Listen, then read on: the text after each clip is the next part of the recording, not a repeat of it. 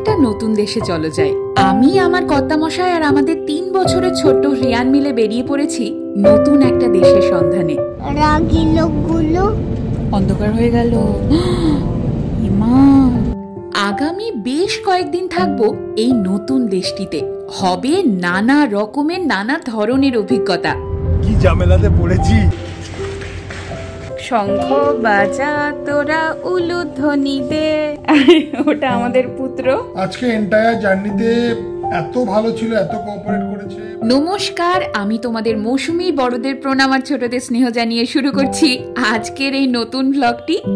চলছে এখন চাবি বিভ্রাট। অলমোস্ট 7টা, আমরা বেরোবো। আর আর্য আমাদের লুকিয়ে ফেলেছিল চাবি। হ্যালো চাইনা মাসি, টাটা, আবার দেখা হচ্ছে কয়েকদিন পর। আমাদের আর্য এখন বাবাকে হেল্প করে দিচ্ছে। ওই দেখো মা, দেখো একা একা ঠেলছে। চিন্তা নাই আর।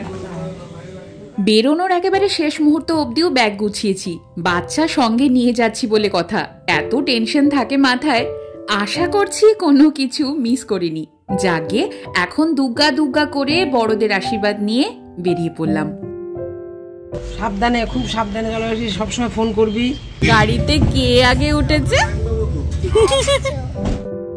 বুকে একাধারে আনন্দ, মনে আবার সংকোচ, সবটা সাথে নিয়ে বাড়ি থেকে বেরোলাম এয়ারপোর্টের উদ্দেশ্যে। এবার আর্যকে ভরা হচ্ছে ওর গাড়িতে। 1 বছর পেরিয়ে গেছে ওই গাড়িতে উঠলো। লাস্ট উঠেছিল মালয়েশিয়াতে অক্টোবরে। আর এই এখন 1 বছরেরও পরে আর্য উঠেছে গাড়িতে।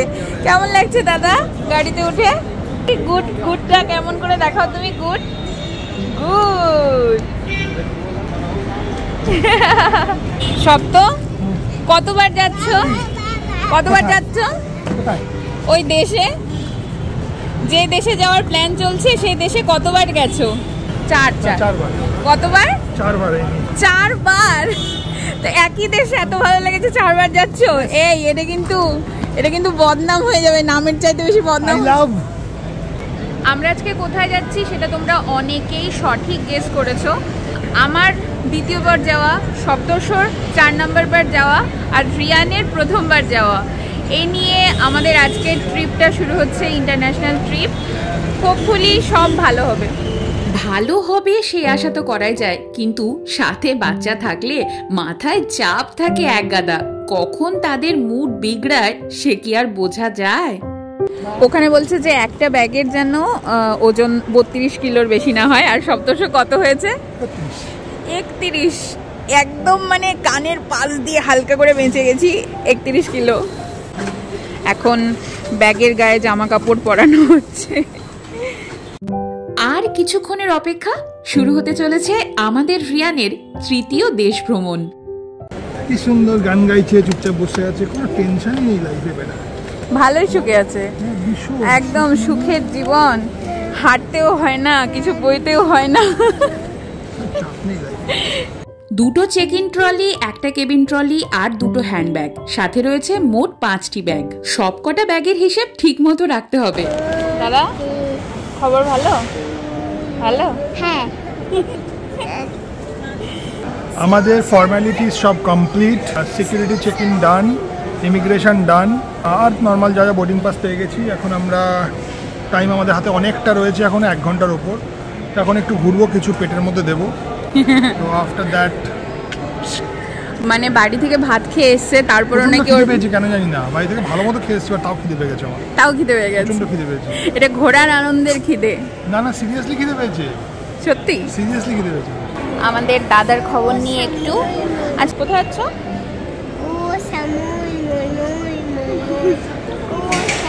পা যেভাবে দোলাচ্ছে মনে হচ্ছে ফুর্তিতেই আছে। আবার 1 পা তুলে দিয়েছে, আবার সাথে আবার গাড়ি ঘোড়া নিয়ে নিয়েছে। কি এনেছো? ইডলি। ও, গরম গরম ধোঁয়া ওঠা ইডলি।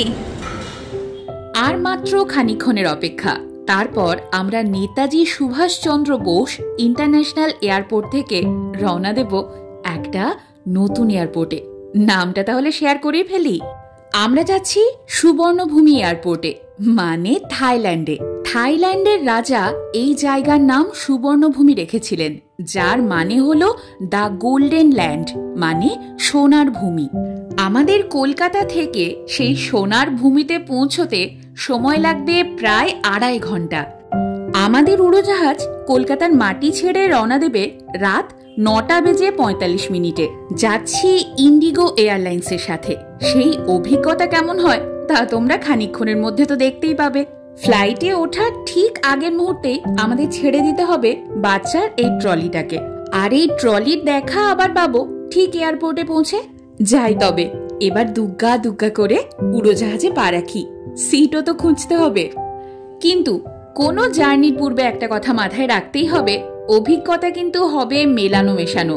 মানে সবটাই যে ভালো হবে আবার সবটাই যে খারাপ হবে তা নয় কিন্তু।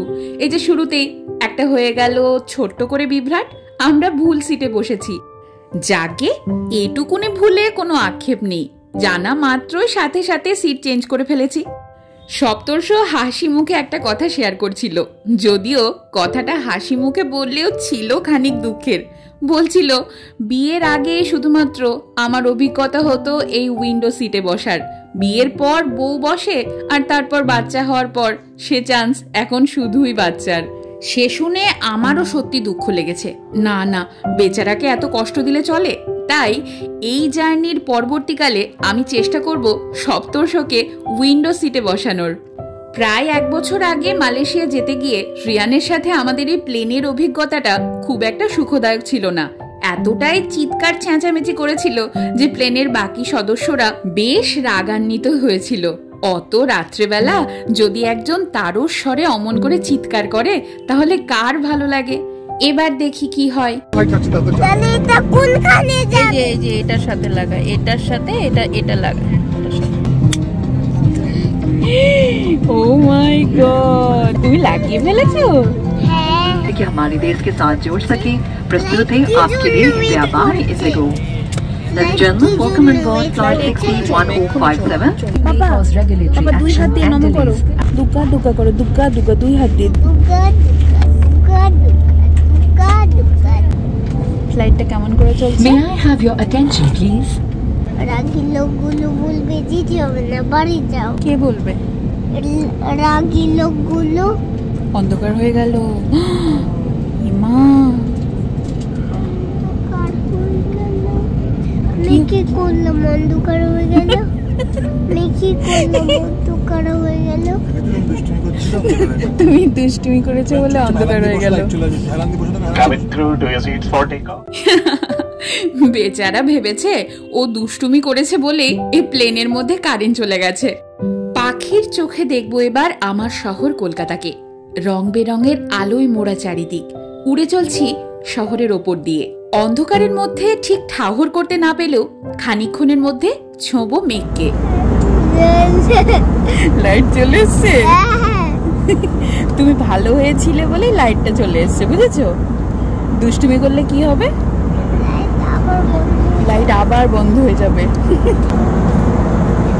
বাচ্চা বাচ্চা মানুষ বুঝিয়ে যাচ্ছে। ও তো নিজেই বুঝছে। বাবা মাকে সব রকম পরিস্থিতির জন্যই সব সময় মানসিকভাবে প্রস্তুত থাকতে হয়। এই যে এই অভিজ্ঞতাটাও জীবনে হয়ে গেল। আমাদের রিয়ান সোনার পেয়েছে পটি, তাই সপ্তর্ষ ওকে নিয়ে যাচ্ছে প্লেনের ওই এইটুকুনি টয়লেটের মধ্যে। বিশ্বাস করো, অনেকের মতো একটা সময় আমিও ভাবতাম প্লেনে কেউ টয়লেট করলে সেই টয়লেট উড়ে কারুর মাথায় পড়ে না তো। পেট হালকা করে যখন উনি ফেরত এলেন তখন জিজ্ঞেস করলাম, বাবা সবকিছু ঠিক আছে তো? কি জানি বাবা, ওনাদের মন জুগিয়ে চলতে হবে, না হলে কখন কি শুরু করে দেয় তারপর সবার মাঝখানে পড়ে যাব বিপদে। এন্টারটেনমেন্টের জন্য অনেক কিছু বোঝাই করে নিয়ে এসেছি। এই যেমন এখন গল্পের বইয়ে মগ্ন তিনি। তারপর আমরা আগে থেকেই খাবার অর্ডার দিয়ে রেখেছিলাম, সেটা এখন আসবে বলে আমাদের রিয়ান বাবু ভীষণ এক্সাইটেড। ইন্ডিগো এয়ারলাইন্সের সাথে আমাদের অভিজ্ঞতা কেমন তার সবটাই শেয়ার করব বলেছিলাম। এখনো অবধি সবকিছু ঠিকঠাক মতোই চলছিল, কিন্তু বিগড়ালো ঠিক এইখানে এসে। খুব সাধারণ একটা চিকেনের আইটেম অর্ডার দিয়েছিলাম এটা ভেবে যে আমার বা রিয়ানের ভালো মতোই চলে যাবে, কিন্তু সেটা ছিল অসম্ভব ঝাল আর প্রচন্ড ঠান্ডা। স্বাদের একটুও বালাই ছিল না। বাচ্চা তো অনেক দূরের কথা, বড়দেরও একটুও মুখে রুচবে না। উপায় না পেয়ে রিয়ানের জন্য আবার অর্ডার দিতে হলো একটা রোস্টেড কাজুর প্যাকেট। সেটা খেয়ে ওর একটু শান্তি হলো। আমরা চেষ্টা করছিলাম যাতে একটুখানি ঘুমোয়, কিন্তু বেচারা একটুও ঘুমোতে পারেনি।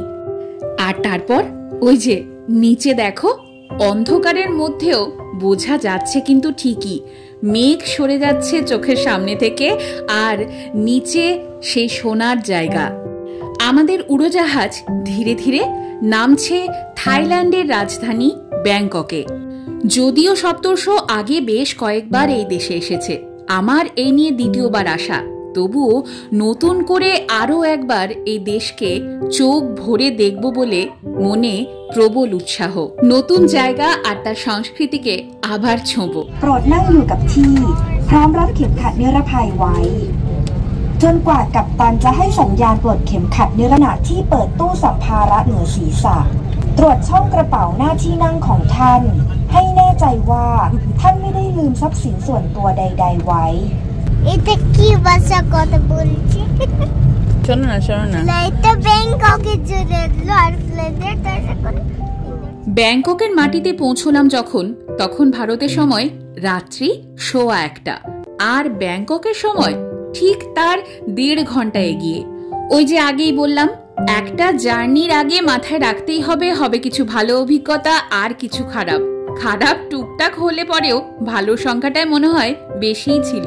তার মধ্যে একটা ভালো খবর শেয়ার করে ফেলি তোমাদের সাথে। যারা ভাবছো গত নভেম্বর থেকে আগামী মে মাস অবধি এই 6টা মাস থাইল্যান্ড বেড়াতে আসবে, তাদের জন্য একটি ছোট্ট সুখবর। অন অ্যারাইভাল যে ভিসার ব্যাপারটি ছিল, সেটি গভর্নমেন্ট একেবারে ফ্রি করে দিয়েছে।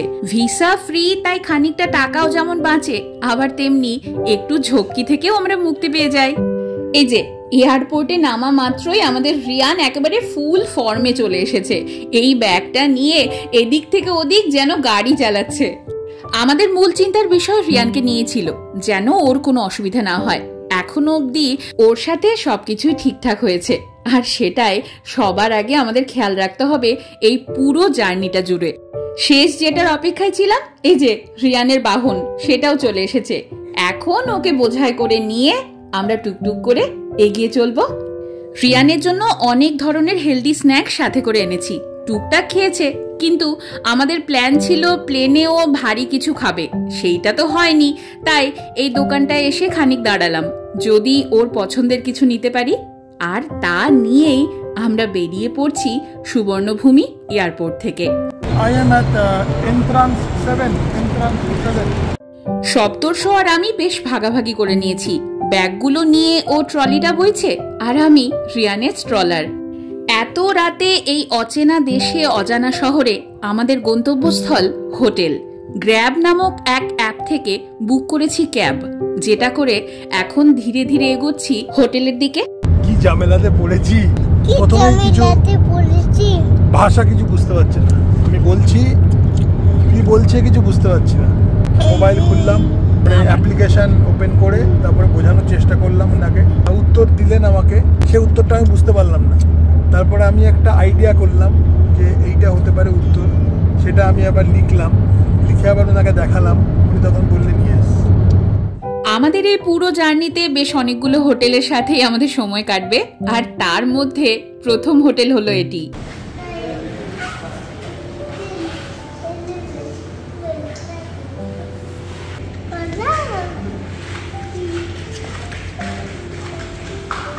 আমাদের এবারের এই ইন্টারন্যাশনাল ট্রিপটার বেশিরভাগ খরচ বইছি আমি, মানে মৌসুমী সরকার।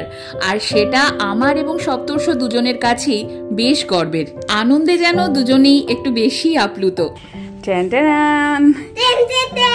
এত প্রতীক্ষার পর আমাদের হোটেল রুমে আমরা ঢুকছি। শঙ্খ বাজা তোরা উলুধ্বনি দে। হ্যাঁ, যে যার গান গায়। এই চলো, ওয়েলকাম। এই হলো আমাদের রুম ব্যাংককের। বিছানা, ঘরের যাবতীয় জিনিসপত্র। এটা আমার বর। এখানে চা, কফি, জল। আমি এর মধ্যে থেকে ঝাপবো হলো গুঁড়ো দুধ থাকে, গুঁড়ো দুধ আছে, কফি মেট দিয়েছে, যা গুঁড়ো দুধ দেয়নি, আমার আর আর্যর প্রিয়। আর এখানে একটা ওটা আমাদের পুত্র। আর এইখান দিয়ে কিছু দেখা যায় যেটা এখন তো দেখা পসিবল না, কারণ চারিদিকে। বাই দি ওয়ে, বাজে কটা ব্যাংককের সময়? 3:30। বাহ। নিজের জীবন সঙ্গী আর সন্তানকে পাশে নিয়ে হাতে হাত মিলে নতুন একটা দেশ ভ্রমণে এসেছি, কি যে আনন্দের। তো ফাইনালি আমরা ব্যাংককে এসে পৌঁছলাম। কলকাতা থেকে ব্যাংকক জার্নিতে কিছু কিছু এক্সপিরিয়েন্স খুব ভালো, কিছু কিছু না পুরোটাই ভালো, কিছু কিছু খুব ভালো। তার মধ্যে ফার্স্ট যেটা আমি বলবো সেটা হচ্ছে আর্য আজকে আমাদের সাথে এতটা কোঅপারেট করেছে, মানে যেটা আমরা মানে এক্সপেক্টও করিনি। আমাদের মালয়েশিয়া ট্যুর ছিল লাস্ট, যেটা গত বছর করেছিলাম। সেই ট্রিপে ও প্রচণ্ড, মানে তখন অনেকটাই ছোট ছিল, তো সেই ট্রিপে অনেকটাই মানে আমাদের একটু ট্রাভেল দিয়েছিল ডিউরিং দ্য জার্নি, কারণ মালদ্বীপেও করেছিল, মালদ্বীপে আরো ছোট ছিল। আজকে এন্টায়ার জার্নিতে এত ভালো ছিল, এত কোঅপারেট করেছে। ও খুব বোঝদার, ও বোঝে, ওর কিভাবে বলে যাচ্ছে যে আমার কষ্ট হচ্ছে, কিন্তু সেটাও নিজেকে সংযম করছে, এতটুকু বাচ্চা। আমাদের ওকে মানে প্রচন্ড, এই যে আপনাকে দাদা ধন্যবাদ, এই যে এতটা ম্যাচিওরড আপনি হওয়ার জন্য অনেক অনেক ধন্যবাদ। আর এই কথাটা তো বললে না, বউ তোমাকে কিভাবে উদ্ধার করলো? হ্যাঁ, আরেকটা জিনিস, সেকেন্ড জিনিস হচ্ছে আমি মানে ল্যাঙ্গুয়েজ ভাষা বিভ্রাটে পড়েছিলাম এখানে এসে। যথারীতি আমি এখানে এসে গাড়িতে উঠেছি, তো ওঠার পরে ইংলিশে বলছি, ইংলিশও বুঝতে পারছে না। আমি ভাবলাম ভারী মুশকিল হলো, কি করি। তখন মৌ দেখি একটা অ্যাপ্লিকেশন বের করেছে, ওর মধ্যে ট্রান্সলেটর অ্যাপ্লিকেশন, যেটা মানে যারা ইন্টারন্যাশনাল ট্রাভেল করে ডিফারেন্ট ডিফারেন্ট কান্ট্রিতে সবারই থাকে, তোর কাছে আছে সেটা। তো এই যাত্রায় ওই অ্যাপটা দিয়ে উদ্ধার হয়ে গেছি। হ্যাঁ, এখন তাহলে কি হবে? এখন ঘুমাবো। আর্য তো খুবই টায়ার্ড, আর্যকে নিয়ে আমরা এখন জাস্ট একটা লম্বা ঘুম দেবো, তারপরে কালকে কিছু প্ল্যানিং রয়েছে। টাটা বাবা, টাটা বাবা। আর বাবা আর না বাবা, অনেক হয়েছে, চলো চলো এবার ঘুমোতে যাই, চলো টাটা। রাত পোহালেই দারুণ একটা সকাল, থাইল্যান্ডের সকাল, আর সেখানে হবে নানা ধরনের নানা রকমের অভিজ্ঞতা। সবকিছু শেয়ার করে নেব তোমাদের সাথে, বং সোলমেটস এর দর্শক বন্ধুদের সাথে। অপেক্ষায় থেকো, খুব শিগগিরই আসছি।